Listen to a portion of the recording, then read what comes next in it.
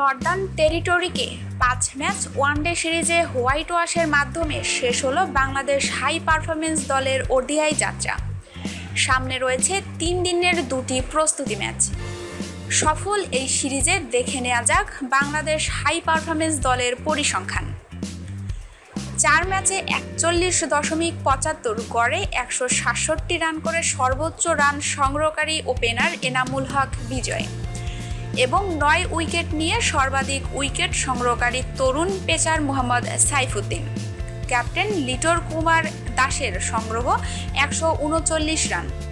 এছাড়া অলরাউন্ডার নৈপুণ্য দেখিয়েছেন leg spin all rounder Tanvir Haider. Shanto এবং সাইফুদ্দিনের একটি করে সেঞ্চুরিও আছে এই সিরিজে।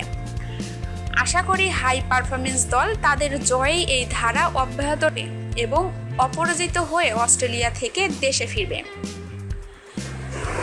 আমাদের নিউজটি ভালো লাগলে নিউজটি অবশ্যই আপনার বন্ধুদের সাথে শেয়ার করবেন এবং স্পোর্টসের নিত্য নতুন নিউজ পেতে আমাদের চ্যানেলটিকে সাবস্ক্রাইব করে আমাদের সঙ্গেই থাকবেন। ধন্যবাদ সবাইকে।